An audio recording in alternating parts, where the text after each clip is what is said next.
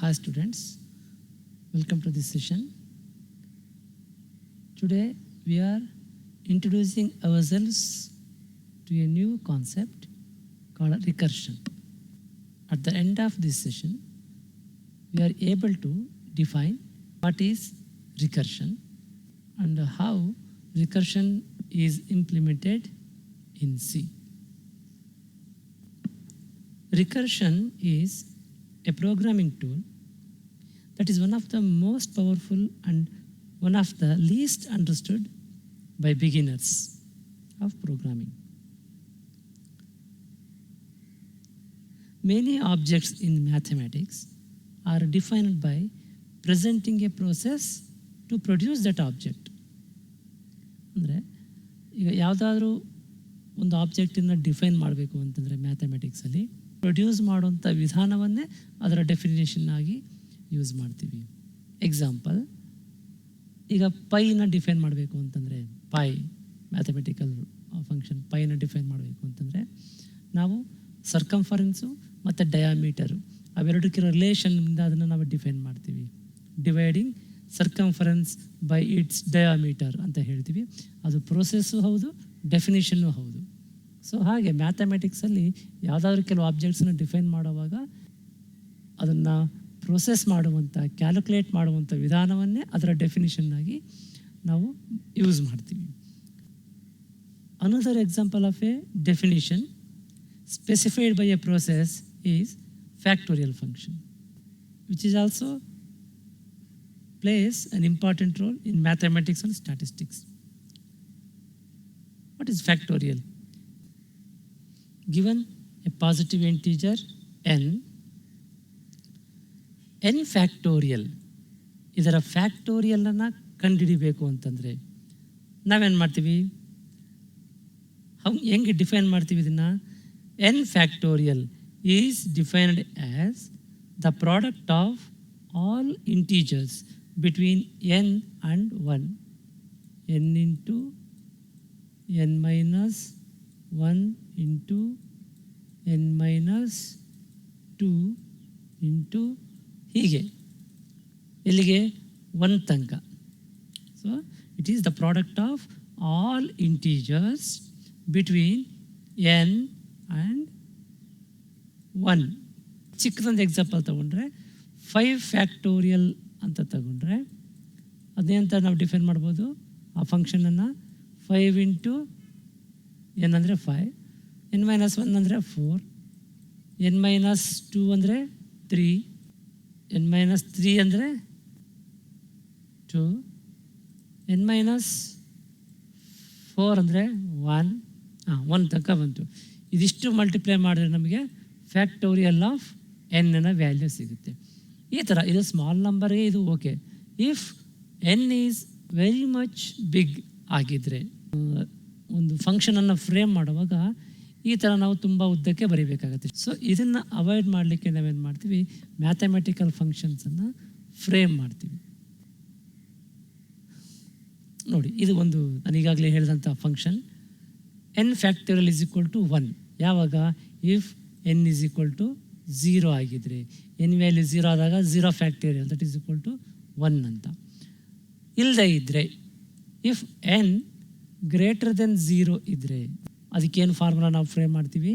n factorial is equal to n into n minus 1 into n minus 2 into ಈ ಥರ so on into 1. So ಇದು ಫ್ಯಾಕ್ಟೋರಿಯಲ್ನ mathematical function. ಇಂಥ complicated ಅಥವಾ repetitive ಆಗಿ ಮಾಡುವಂಥ ಕ್ಯಾಲ್ಕುಲೇಷನ್ಸನ್ನು ನಾವು ಈ ರಿಕರ್ಸಿವ್ ಮೆಥಡನ್ನು ಯೂಸ್ ಮಾಡಿಕೊಂಡು ಸಿಂಪಲ್ಲಾಗಿ ಸಾಲ್ವ್ ಮಾಡ್ಬೋದು, ಅಥವಾ ಆ ಮ್ಯಾಥಮೆಟಿಕಲ್ ಫಂಕ್ಷನ್ಸನ್ನು ತುಂಬ ಶಾರ್ಟಾಗಿ ಫ್ರೇಮ್ ಮಾಡ್ಬೋದು. ಹೇಗೆ? n factorial is equal to 1 if n is equal to 0 ಆಗಿದ್ದಾಗ. ಇದು ಓಕೆ ಅಲ್ವಾ? ಇದು simple. n factorial is equal to ಇಲ್ಲಿ n into n minus 1 into n minus 2 into ಇದು ಹಿಂಗಿದೆಯಲ್ವ, ಲೆಂತ್ ಇದೆಯಲ್ವ, ಈ ಎಕ್ಸ್ಪ್ರೆಷನನ್ನು ನಾವು ಏನು ಮಾಡ್ಬೋದು ಅಂತಂದರೆ n into n minus 1 factorial ಅಂತ ಬರೀಬೋದು. n factorial is equal to n into n minus 1 factorial. ಹೇಗೆ ನೋಡಿ, n factorial is equal to n, ಇಲ್ಲಿ ತನಕ common. Okay,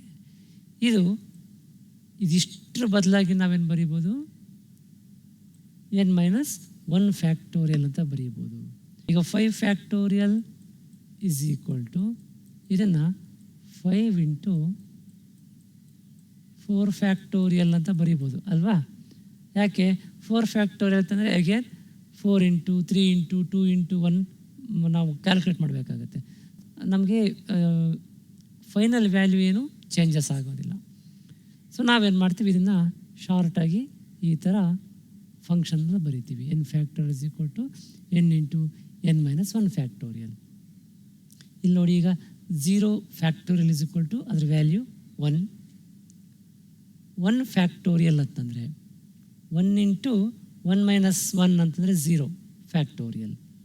2 factorial that is equal to 2 into 2 minus 1 ಅಂದರೆ 1 ಫ್ಯಾಕ್ಟೋರಿಯಲ್. ಅದೇ ಥರ 4 factorial is equal to 4 minus 4 factorial is equal to 4 into 3 factorial.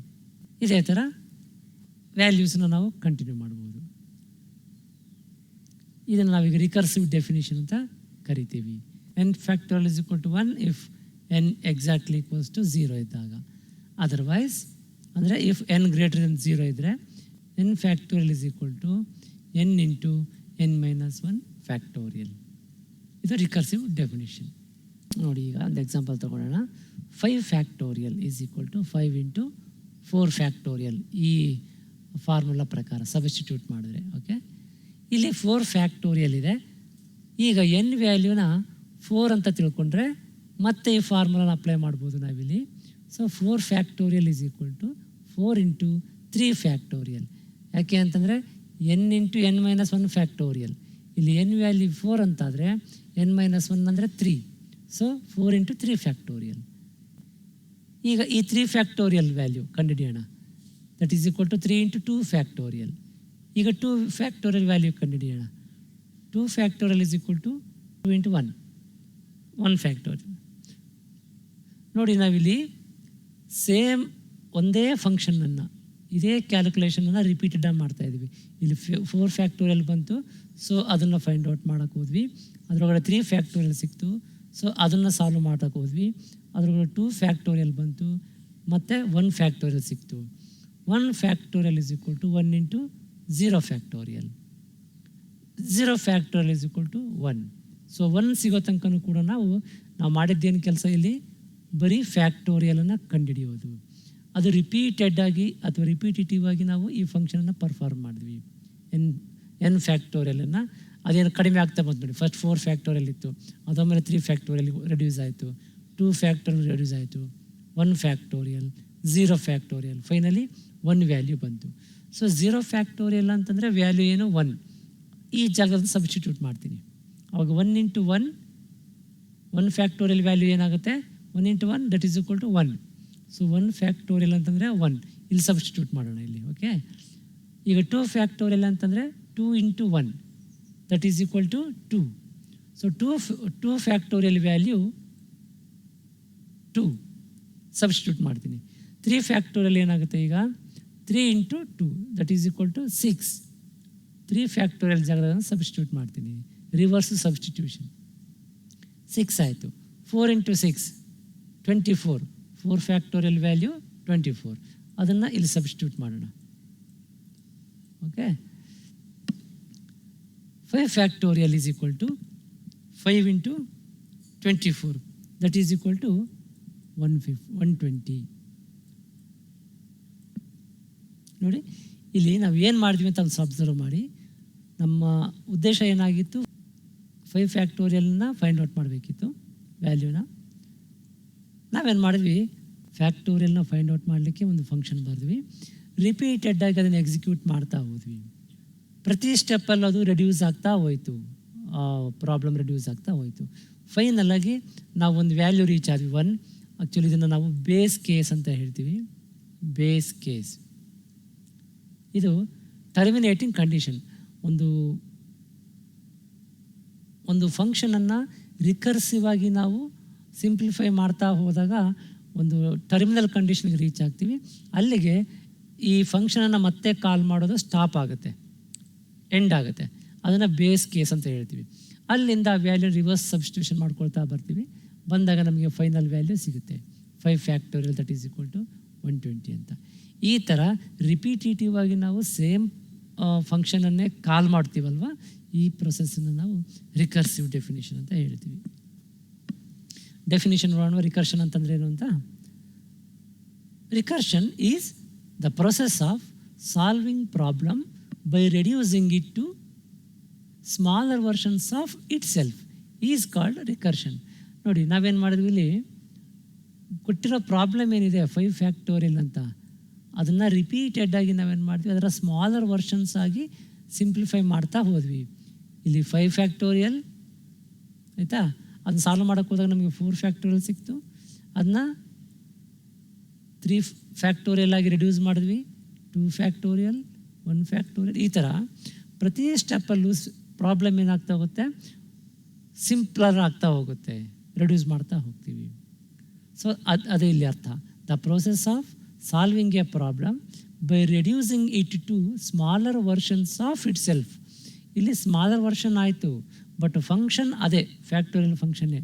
n is equal to n into n-1 factorial ಅನ್ನೋ ಫಾರ್ಮುಲಾನೇ ಇಲ್ಲೂ apply ಮಾಡ್ತೀವಿ, ಇಲ್ಲೂ ಅಪ್ಲೈ ಮಾಡ್ತೀವಿ, ಇಲ್ಲೂ ಅಪ್ಲೈ ಮಾಡ್ತೀವಿ, ಇಲ್ಲೂ ಅಪ್ಲೈ ಮಾಡ್ತೀವಿ, ಇಲ್ಲೂ ಅಪ್ಲೈ ಮಾಡ್ತೀವಿ. ಸೊ ಸೇಮ್ ಫಾರ್ಮುಲಾನೇ ನಾವೇನು ಮಾಡ್ತೀವಿ, ರಿಪೀಟೆಡ್ ಆಗಿ ಎಕ್ಸಿಕ್ಯೂಟ್ ಮಾಡ್ತಾ ಇದ್ದೀವಿ. ಇಂಥದನ್ನು ನಾವು ರಿಕರ್ಷನ್ ಅಂತ ಕರಿತೀವಿ. ಇದು ಹೀಗೂ ಹೇಳ್ತಾರೆ ಸಿಂಪಲ್ಲಾಗಿ, a function that calls itself is called recursive function. C ಲ್ಯಾಂಗ್ವೇಜಲ್ಲಿ ಒಂದು ಎಕ್ಸಾಂಪಲ್ ತೊಗೊಂಡು ಹೇಗೆ ರಿಕರ್ಷನ್ ವರ್ಕ್ ಆಗುತ್ತೆ ಅಂತ ಇಲ್ಲಿ ನಾವಿಲ್ಲಿ ನೋಡ್ಬೋದು.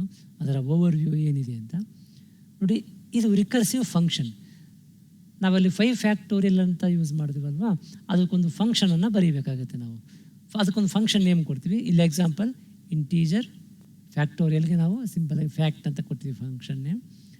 ಇದು ಪ್ಯಾರಾಮೀಟರ್. ಇದು name of recursive function, int fact of int N ಅಂತ. ಓಕೆ, ಫೈನಲಾಗಿ ಈ ಫಂಕ್ಷನ್ ಏನು ಮಾಡುತ್ತೆ, ರಿಟರ್ನ್ ಮಾಡೋಂಥ ವ್ಯಾಲ್ಯೂ ಇಂಟೀಜರ್ ವ್ಯಾಲ್ಯೂ. ಹಾಗಾಗಿ ನಾವು ರಿಟರ್ನ್ ಟೈಪ್ ಇಂಟ್ ಅಂತ ತಗೊಂಡಿದ್ದೀವಿ. ಫ್ಯಾಕ್ಟೋರಿಯಲ್ ಫೈಂಡ್ ಔಟ್ ಮಾಡೋಂಥ ಫಂಕ್ಷನ್ ಇದು. ಓಕೆ, ಆರ್ಗ್ಯುಮೆಂಟ್ಸ್ ಇಂಟೀಜರ್ ಎನ್ನನ್ನು ತಗೊಳುತ್ತೆ ಇದು. ಈ ಫಂಕ್ಷನನ್ನು ಡಿಫೈನ್ ಮಾಡಿದ್ಮೇಲೆ ಸ್ಟೇಟ್ಮೆಂಟ್ಸ್ ಇರುತ್ತೆ, ಅದರೊಳಗಡೆ ಸ್ಟೇಟ್ಮೆಂಟ್ಸ್ ಎಕ್ಸಿಕ್ಯೂಟ್ ಆಗುತ್ತೆ. ಅಲ್ಲಿ ಕೆಲವು ಕಂಡೀಷನ್ಸ್ ಇರುತ್ತೆ. ಫಂಕ್ಷನ್ಸ್ ಒಳಗಡೆ ಸ್ಟೇಟ್ಮೆಂಟ್ಸ್ ಬರುತ್ತೆ, ಡಿಕ್ಲರೇಷನ್ ಬರ್ಬೋದು, ಎನಿ ಅದರ್ ಸ್ಟೇಟ್ಮೆಂಟ್ಸ್ ನಾವಿಲ್ಲಿ ಅದನ್ನು ಡಿಫೈನ್ ಮಾಡ್ತೀವಿ. ಕಂಡೀಷನ್ ಇರುತ್ತೆ, ಯಾವುದೇ ರಿಕರ್ಸಿವ್ ಫಂಕ್ಷನಲ್ಲೂ ಒಂದು ಕಂಡೀಷನ್ ಇರುತ್ತೆ. ಆ ಕಂಡೀಷನ್ ಏನಕ್ಕೆ, ಈ ರಿಕರ್ಸಿವ್ ಲೂಪ್ ಏನಿದೆ ಅದನ್ನು ಬ್ರೇಕ್ ಮಾಡಲಿಕ್ಕೆ. ಇಲ್ಲಾಂದರೆ ಇದು ಇನ್ಫೈನೈಟ್ ಲೂಪ್ ಆಗಿ ಕಂಟಿನ್ಯೂ ಆಗುತ್ತೆ, ಆಚೆ ಬರೋಕ್ಕೆ ಸಾಧ್ಯ ಆಗೋದಿಲ್ಲ. ಸೊ ನಾವು ಒಂದು ಕಂಡೀಷನ್ ಇಟ್ಟಿರ್ತೀವಿ. ನಾನು ಲಾಸ್ಟ್ ಟೈಮ್ ಹೇಳ್ದಂಗೆ ಬೇಸ್ ಕೇಸ್ ಅಂತ ಹೇಳ್ತೀವಿ, ಆ condition terminating condition. If n greater than 0 ಇದ್ದರೆ, ನೋಡಿ ಈ ಸ್ಟೇಟ್ಮೆಂಟ್ಸ್ ಭಾಗದಲ್ಲಿ ಇದನ್ನು ನಾನು ಹಾಕಿದ್ದೀನಿ. n ವ್ಯಾಲ್ಯೂ ಗ್ರೇಟರ್ ದೆನ್ 0 ಆಗಿದ್ದರೆ ಇದು ರಿಕರ್ಸಿವ್ ಡೆಫಿನೇಷನ್. ಇದು n into fact of n-1 ಅಂತ ಇದೆ. ನೋಡಿ ಇಲ್ಲಿ ಎಕ್ಸಾಂಪಲ್ ಮತ್ತು ಅದೇ 5 ತಗೊಳ್ಳೋಣ, 5 ಫ್ಯಾಕ್ಟೋರಿಯಲ್ ಅಂತ. n ವ್ಯಾಲ್ಯೂ 5 ಆಗುತ್ತೆ ಅಂತ ಅಂದ್ಕೊಳ್ಳಿ. ಇಲ್ಲಿ 5 into fact of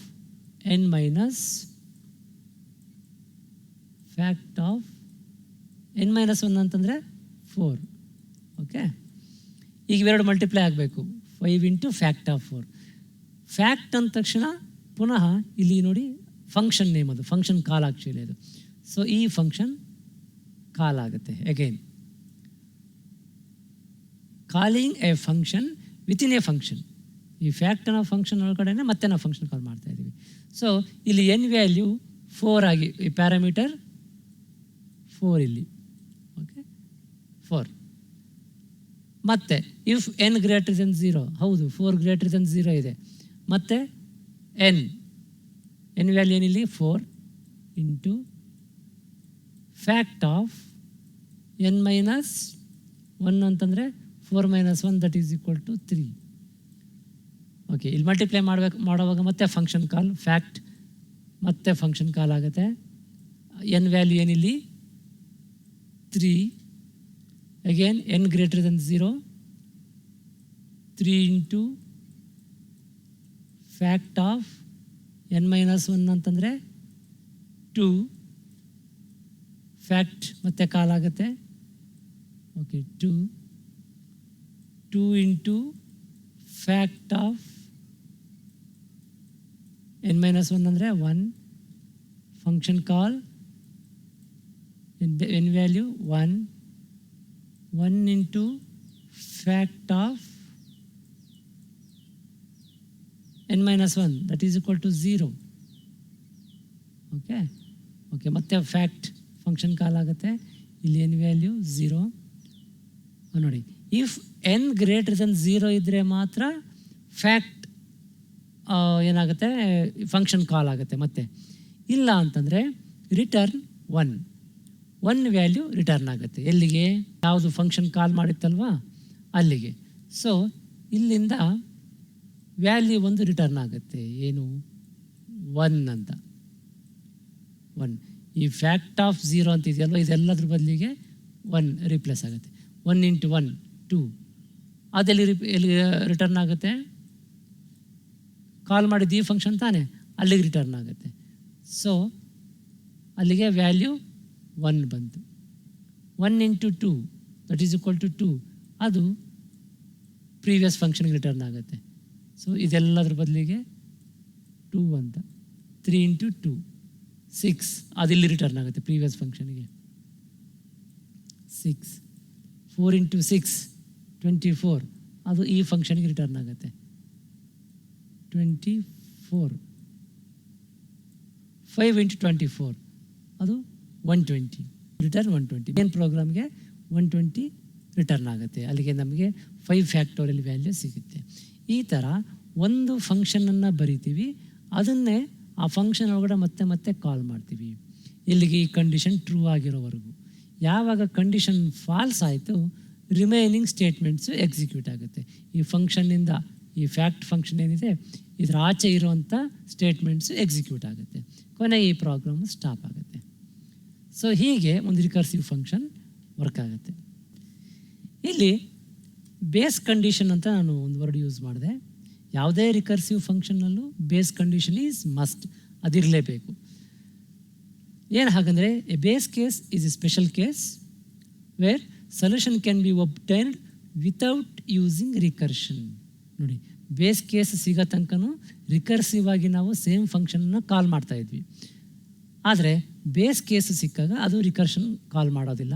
without recursion ನಾವು ಸೊಲ್ಯೂಷನನ್ನು ಪಡಿತೀವಿ. This is also called terminal condition. Base condition terminal condition ಅಂತ ಕೂಡ ಕರಿತೀವಿ. ಪ್ರತಿ ರಿಕರ್ಸಿವ್ ಫಂಕ್ಷನಲ್ಲೂ ಕೂಡ ಒಂದು ಬೇಸ್ ಕೇಸ್ ಇರಲೇಬೇಕಾಗತ್ತೆ.